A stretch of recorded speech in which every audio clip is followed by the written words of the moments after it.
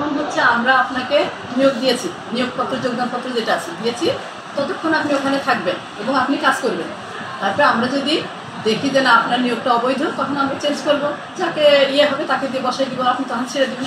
Office ওকে, এটা আর কিছু। আমি আরেকটু ক্লিয়ার করি আপনাকে। আপনার জেলা প্রশাসক ক্ষমতাবান ব্যক্তি, যিনি সভা করে রেজুলেশন করে কিছু পত্র পাঠিয়েছেন জাতীয় বিশ্ববিদ্যালয়ে, বা আপনার এই কলেজটির যিনি সভাপতি সম্ভবত এডিসি জেনারেল এডিসি জেনারেল পাঠিয়েছেন পত্র।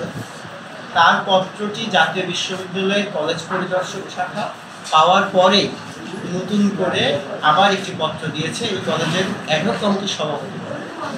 সেখানে আপনাকে নিয়োগ দিয়ে বা আপনাকে ভারপ্রাপ্ত, কিন্তু নিয়োগ বলা যায় না, দায়িত্ব সীমিত সময়ের জন্য দায়িত্ব, ভারপ্রাপ্ত অধ্যক্ষ হিসেবে যে দায়িত্বটা দেওয়া হয়েছে সেটিকে জাতীয় বিশ্ববিদ্যালয় সম্পূর্ণ বিধি। এখন আপনার সভাপতিকেই তো অগ্রাহ্য করেছে জাতীয় বিশ্ববিদ্যালয়। আপনার সভাপতির পাঠানো নয়, দায়িত্ববান ব্যক্তি আপনার সভাপতি, সেই আপনার সভাপতির পত্রটিকে জাতীয় বিশ্ববিদ্যালয়ের নীতি বহির্ভূত করেছে। আমরা এই নীতি বহির্ভূত পত্র এবং আমাদের বিভিন্ন গণমাধ্যমে নিউজও হয়েছে, চুয়াডাঙ্গার স্থানীয় প্রায় সবকটা দৈনিকেই এটা নিয়ে সংবাদ প্রকাশিত হয়েছে। এবং আমরা জানি যে একটা জটিল অবস্থা এই কলেজে, আমাদের ব্যক্তিগত কোনো বিষয় নেই, আমরা গণমাধ্যমের কাছে আমরা দেখেছি একটা জটিল অবস্থা এই কলেজে পড়ে আছে। সেই সূত্র ধরে আমাদের আসা, এখন এসে দেখছি আপনি এই প্রিন্সিপালের চেয়ারে বসে আছেন। আমরা জানি যে এটা আপনার যোগ্যতা নেই এখানে বসে, আমরা সেটা জানি। এটা নিয়ে যোগ্যতাটা তো আমি মাপবো না, এটা হচ্ছে জাতীয় বিশ্ববিদ্যালয় মেপে দিয়েছে, আমরা সেটা বলছি। আমি মাপার অধিকার রাখি না, আমরা তো আমরা আমাদের কথা বলছি, আমরা চিঠির আলোকে কথা। আমিও মাপার কেউ নই, প্লিজ। না, সেটা তো আমার কাছে চিঠিটা আসেনি, চিঠিটা আসছে হচ্ছে সভাপতি বরাবর, সভাপতির কাছে গেলে মনে হয় সবচেয়ে ভালো। আপনাকে কি কেউ জানায়নি সভাপতি যে চিঠি একটা চিঠি আসছে? এরকম আমাকে কিছু আবার আপনাদের রুমের গেটেও কিন্তু চিঠিটা আমরা দেখলাম ওই দিন এসে। ওইটা হচ্ছে কে দিবে? এটা কি আমাদের সভাপতি এখানে দিয়ে গেছে? না, যে দিক অনেক মাধ্যম থেকে চিঠিটা আসতে পারে, পারে না? তো চিঠিটাকে আপনি দেখছেন একবার? না, আমি ওরকম ভাবে দেখি নাই, কিন্তু তারপরেও আমি বলছি যে আমি 2 দিন আসি না এখানে। তবে মানে বলেছেন যে আমি কেন হচ্ছে ইয়ে করছি না, আমার হচ্ছে গভর্নিং বডির সদস্য বলেছেন যে ডিসি স্যারের সাথে আলোচনা হয়েছে, ডিসি স্যার বলছেন যে কেন আমি আমার কাজটা করছি না, 2 দিন কেন আমি অফিসটা করি না। এক কথায় জেলা প্রশাসক আপনাকে এই চিঠি পাওয়ার পর মানে এখান থেকে রিজেক্ট না, ওই চিঠি পাওয়ার পরেও এখন চিঠিটা পেয়েছেন কিনা সেটা তো জেলা 11 তারিখে এসেছে। আপনার চিঠিটা আমাদের হাতে পেয়েছি আমরা 11 তারিখে জাতীয় বিশ্ববিদ্যালয়ের ভাইস চ্যান্সেলরের ভাষা ছিল। ওনাদের বক্তব্যে বসছি। জি জি, আপনার এটা বক্তব্য বলে আমরা এটাই দেব। ওনারা যদি আমাকে এখান থেকে বলেন যে না আপনি আর এখানে থাকতে পারবেন না, তাহলে আমি এখান থেকে ছেড়ে দেবো, আমার তো কোনো অসুবিধা নেই। ওনারা যখনই বলবেন যে মুহূর্তে বলবেন আমি সেই মুহূর্তে ছেড়ে দেবো, এটা হচ্ছে আমার কথা। তাছাড়া আমার আর কোনো কথা নেই। আর আমরা একটু শুনেছিলাম এর আগে একটি তদন্ত কমিটি হয়েছিল শিক্ষা অফিসের, শিক্ষা অফিসার ছিল। কিসের জন্য? কত সালে?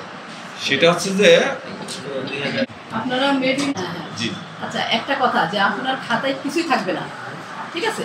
আপনি একটা সাদা খাতা জমা দিবেন, তাহলে কি আপনাকে নাম্বার প্রুফিল দিবে? ওইটা আপনার তদন্ত কমিটির কাছে। হ্যাঁ, তাহলে আপনি তদন্ত কমিটি, ওটা আপনি তদন্ত কমিটির কাছে উত্তর দেবেন। আমি প্রশ্নটা ওটা করি না, আপনি তো ওইটাই বললেন। না, আমি বলেছি ওইটার বিষয়ে যে সিদ্ধান্ত হয়েছিল সেটা কি সাদা হতো কিংবা কিছু হতো, এটা তো আমি যখন তাদের প্রুফ দেখাতে পারলাম যে তারা হচ্ছে সাদা খাতা জমা দিয়েছে, মানে খাতার তো আমার কাছে ছিল না, খাতারটা আমি বোর্ডে প্রেরণ করেছি। এবং তৎকালীন আমাদের যে অধ্যক্ষ ছিলেন তিনিও দেখছেন যে আমার খাতা ছিল সাদা, তাহলে আমি তাদেরকে কীভাবে নাম্বার দেবো? সেই খাতা আমি বারবার বলছি। আমি ডিসি তখন ছিলেন সাইমা ইউনুস ডিসি মহোদয়, আমি ওনাকে বলছিলাম যে ম্যাডাম তাহলে যদি আমার সেরকমই কিছু ভুলভ্রান্তি হয়ে থাকে তাহলে আপনারা একটু ওনাদেরকে বলেন যে খাতাটা কল করতে, তাহলে তো সব পরিষ্কার হয়ে যাবে। তাহলে তারা হয়তো কল করছে, তারা জানে। আমি এরপরে তো আমি জানি না, এবং আমার কোনো শাস্তিও হয়নি কিংবা কোনো সাজাও হয়নি কিংবা কোনো মৌখিকও কিছু বলেনি। বলছেন যে না এরকম ভাবে এটা তো আমি কিছুই জানি না। না, আমার তো সাক্ষাৎকার নেই, আমি শুধু ডিসি অফিসে একদিন গেছিলাম, ম্যাডামের সাথে কথা বলে আসছিলাম, এই তাছাড়া তো কিছুই না। আর আমার ওর ভিতরে ছিল ফিজিক্স খাতার ভিতরে কেমিস্ট্রি খাতা, এরকম। সেটা আমি প্রুফ দেখাতে পারছি যে ম্যাডাম দেখেন এই একই রোল ফিজিক্স পরীক্ষা দিয়ে ফিজিক্সের ভিতরে কেমিস্ট্রি খাতা দিয়ে পরীক্ষা দিয়ে চলে গেছে, যে একটা মেবি একটা মেয়ে না একটা ছেলে যে আমি সেই সময় প্রুফ দেখাইছি, তখন তো ডিসি ম্যাডাম তো করে দিয়েছে সেটা। আচ্ছা, কিছু মনে করেন না, আমাদের দায়িত্ব এটা, সেই জন্য আমরা শুনেছিলাম গত 2 দিন আগে প্রতিদিনই একই কথা আসে যে প্র্যাকটিক্যালে আমি কম নাম্বার দিয়েছি। প্র্যাকটিক্যালের নাম্বার তো আমার দেওয়ার ক্ষমতা নেই। এখানে শুধু কে ছিলেন, আমি একা ছিলাম না, এখানে আমার সাথে এক্সটার্নাল ছিলেন। এক্সটার্নালও যে নাম্বার দিয়েছেন, তাহলে তো সম্পূর্ণ দোষটা কেন আমার একা ঘাড়ে আসবে? অবশ্যই আপনাদেরকে দেখানো আপনার জন্য। সেখানে আমার প্রিন্সিপাল স্যার ছিলেন। প্রিন্সিপাল স্যার যখন হচ্ছে আমার সাথে ডিসি অফিসে গেলেন, প্রিন্সিপাল স্যার কিন্তু আমাকে নিজে নিয়ে গেছেন এবং উনি ফেরার পথে বলছেন যে তাহলে আমাদের কোনো ভুল নাই, জয় হচ্ছে আমাদের সবারই হয়েছে। এই কথাটা তখনকার অধ্যক্ষ শাহজাহান আলী বিশ্বাস বলছিলেন। ঠিক আছে, তাহলে এটাতে বারবার কেন একই কথা উঠে আসে যে আমি প্র্যাকটিক্যালে কম নাম্বার দিয়েছি? এই যে আমরা যেটা বলতে যাচ্ছিলাম, আমরা শুনেছিলাম গত 2 দিন আগে সম্ভবত অধ্যক্ষের পক্ষে পুনরায় তালা দিয়েছি। আমি আজকেও এডিসি স্যারের সাথে কথা বলছি, তারপরে বিদ্যুৎ সভাপতির সাথে কথা বলছি, সদস্যর সাথে কথা বলছি, বিদ্যুৎ সদস্য ওনার সাথে কথা বলছি, এবং ওনারা নাকি ডিসি স্যারের সাথে মিটিং করছেন। মিটিং করে বলছেন যে আমরা যতক্ষণ না দায়িত্ব দিচ্ছি ওনারা তালাটা ভেঙে ফেলে হচ্ছে ইয়ে ওনারা তালাটা কে ভাঙবে? স্টুডেন্ট তালাটা ভেঙে আমাদের এই যে কন্ট্রোলের কাজটা ভাঙার নির্দেশনা দিয়েছে। ওই যে এডিসি স্যার এসেছিলেন উনি? না, উনি আসেন, উনি ফোনে বলে দিয়েছেন। স্টুডেন্টদেরকে ফোন করেছেন? না, আমাকে ফোন দিয়েছেন সবার সামনে, ওসিকে বলছেন।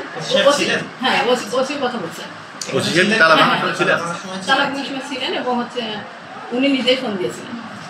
আমি ফোন দেওয়ার পরে যে আমাকে যে কথাটা জানিয়েছেন, তারপর ওনাকে বলার পরে উনি নিজে আবার ফোন দিলেন নাম্বার নিয়ে, তারপর উনি বললেন হ্যাঁ তাহলে তোমরা চলছে না। যাই হোক, আমরা একজন অধ্যক্ষের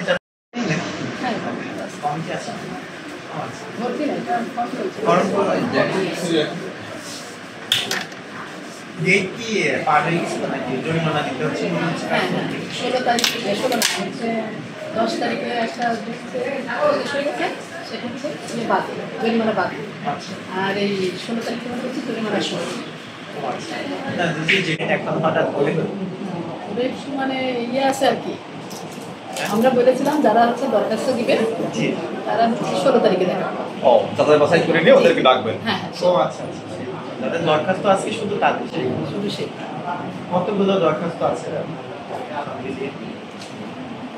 মানে আপনি কতগুলোকে মৌকুফ করতে পারছেন? আপনার তো একটা আনুষ্ঠানিক হিসাব টিকাস করতে হয় আগে থেকে, যে আমার এই কি বলে এটাকে, কি তহবিল, কল্যাণ তহবিল বা যেটাই ফান্ড আছে, এই ফান্ডে কত টাকা আছে, তার সাথে সামঞ্জস্য রেখেই তো আপনি বরাদ্দ করবেন। আমরা একটু দেখছি যে যারা একেবারেই হত দরিদ্র, মা বাবা হচ্ছে বাসায় কাজ করে কিংবা পরের খেতে কাজ করে, ভ্যান চালক, আমরা এইগুলো দেখে তাদেরকে শুধু মানে মাসের বেতন মৌকুফ করা যায় কিংবা ভর্তি ফিটা মৌকুফ করা যায়, এটা দেখে আর কি তাদেরকে সাকসেস যাচাই বাছাইটা কিভাবে করবে? যাচাই বাছাইটা কিভাবে করবে? দিকে আমি যে আমাদের যারা টাকা নিচ্ছে আর কি, ওদেরকে বললাম যে তার কতটা ইয়ে আছে, কি বাকি আছে কিংবা কত বেতন। তারা যে দরিদ্র, যে আপনার যে কৃষি কাজ করে মজুর বা এরকম যাচাই বাছাই কিভাবে করবে? তো আমরা মোটামুটি আশপাশে শুনছি, মানে ওদেরই বন্ধুদের কাছে শুনছি, আপনার কাছে শুনছি, স্টুডেন্টদের কাছে শুনছি, এটাই। তাছাড়া যাচাই বাছাই আমরা কি বলবো, কত থেকে কত মাপ করছেন সর্বনিম্ন সর্বোচ্চ? মানে সরকারিভাবে কনফার্ম কত টাকায় নেওয়ার কথা আর কতই আপনি নিচ্ছেন? সরকারিভাবে হচ্ছে নেওয়ার কথা আর সে হচ্ছে 2650, সাথে বিলম্ব ফি আছে, হচ্ছে 1 মাসের বেতন আছে, এটা অনলাইন চার্জ আছে। মৌকুফ করছেন কত বা কম দিচ্ছেন? এইখানে তো আমার এই অনলাইন যেটা আমাদের ফর্ম ফর্ম যেটা, সেটা তো আমাদের বহু পদক্ষেপের ক্ষেত্রে টোটালি কত দিচ্ছেন? মানে বিষয়টা বলি, সরকারি একটা ফিস আছে, তারপর আপনার বেতন সেশন চার্জ মিলে কত হয়, সেখান থেকে আপনি কত নিচ্ছেন? মানে একটা ছাড় তো দিচ্ছেন, তাদের কত টাকা ছাড় দিচ্ছেন? যেমন কারণ হচ্ছে বেতন হচ্ছে, ভর্তি ফি, এই দুটো বাদ হয়ে যাচ্ছে, এবং কারোর শুধু মানে বেতন ভর্তি ফি কোনোটাই নেওয়া হচ্ছে না, এবং পরীক্ষার ফিসও নেওয়া হচ্ছে না। দেখা যাচ্ছে শুধু হচ্ছে অনলাইন যে চার্জটা সেটা এটা বলছিলাম যে আপনার বেতন, ভর্তি ফি, সেশন চার্জ, সরকারি যে কর্পোরেট যে খরচটা, সেইটা সহ একটা স্টুডেন্ট কত আসছে? এক একজনের এক এক রকম আসছে। সায়েন্স আসছে একরকম, আর্টস আসছে একরকম, হ্যাঁ। এরকম তো? তাহলে সায়েন্সের কত আসছে আর আপনি কত নিতে পারছেন, মানে কমাইতে পারছেন কত, সেটা একটু ক্লিয়ার। আচ্ছা, এই যে এখানে আমি টিউশনদের দিয়ে লিখে নিয়েছি আর কতটা ইয়ে। না, আমি তো আপনার মুখে আমরা একটু জানতে চাচ্ছিলাম যে মনে করেন যে সায়েন্সের একটা ছেলে আমি করি, আমার ভর্তি ফি, বেতন, সেশন চার্জ, ফর্ম বাবদ আমার 5,000 টাকা, সেইখানে আপনি সরকারি খরচটা রেখে বাকিটা মকুব করে দিচ্ছেন, সেই টোটাল খরচটা কত? আর্টসের কত, সায়েন্সের কত, কমার্সের কত? সায়েন্সের 3,000, মানে আমরা যেটা দিয়েছি আর কি ফর্ম তুলে, সায়েন্সের 3,000 আর আর্টস আর কমার্সের হচ্ছে 2,500, 2,650। সেটা কি বেতন, সেশন চার্জ সহ? না না, আমি ওইটা বুঝি, সেশন চার্জ টোটালটা কত, মানে টোটালটা কত, টোটাল অ্যামাউন্ট কত টাকা আসছে এইটা একটু জানো। সেটা কত? আর্টসের কত পড়ছে, সায়েন্সের কত পড়ছে? এটা 10,000 আসছে, কারোর 7,000, 520 আছে, কারোর হচ্ছে আমি সে ম্যাডাম বুঝতে পেরেছি বিষয়টা, যে সেখান থেকে আপনি আপনার অ্যাজ এ প্রিন্সিপাল হিসাবে বা আপনি দরিদ্র তহবিল দেখে বা তাদের দারিদ্র্যের অবস্থা দেখে আপনি কমাচ্ছেন, কিন্তু যেটা একেবারে সরকারি ঘরে দিতে হবে, আমি সেই কথাটাই বলতে জি, চাচ্ছি। আমি সেটাই তো বলছি যে সেটা তো আমরা কমাতে পারছি না, যে অনলাইন যেটা করি সেটা তো আমরা কমাতে পারছি না। সম্ভবত 11 তারিখে না 13 তারিখে জাতীয় বিশ্ববিদ্যালয় থেকে একটি পত্র দিয়েছে আপনাকে, আমাকে মানে আপনার এই প্রতিষ্ঠানের যিনি সভাপতি তাকে আপনি কি পেয়েছেন? সেটা তো আমার ঘর তালা দেওয়া ছিল, আমি তো জানি না। এটা হচ্ছে আমি সভাপতি সভাপতি- আপনাকে জানাইনি। না, সভাপতি এটা আমাকে আপনার অধ্যক্ষ হিসেবে বহাল থাকাটা জাতীয় বিশ্ববিদ্যালয় সম্পূর্ণ নীতি বহির্ভূত বলছে। মানে আপনি যে বিষয়ের শিক্ষক পদার্থবিজ্ঞান, সেই বিষয়টি এই কলেজের জন্য জাতীয় বিশ্ববিদ্যালয়ের অধিভুক্তই নয়। আপনি যে চেয়ারটাই বসে আছেন সেটা নীতি বহির্ভূত। এটা সম্পর্কে আপনার মন্তব্য? এটা তো আমাকে ডিসি স্যারের সাথে আমার কথা হয়েছে, ডিসি স্যারের সাথে কথা হয়েছে, মানে যারা আমাদের গভর্নিং বডি, DC পাঠানো। সেটা না আপনার- গভর্নিং বডি, গভর্নিং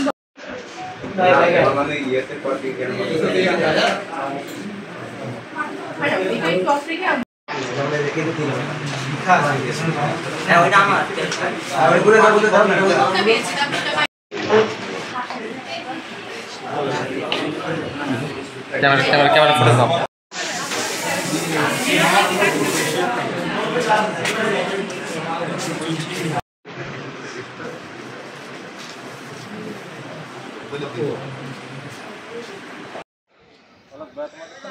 জি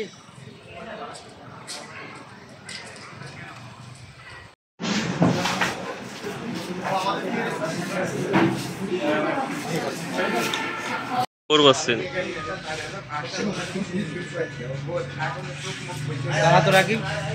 কোন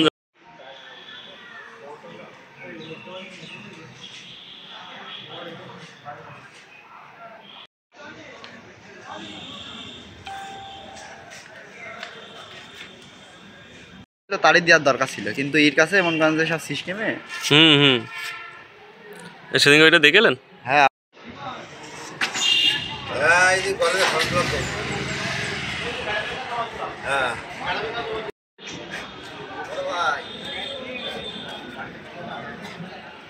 ভাই কি অবস্থা?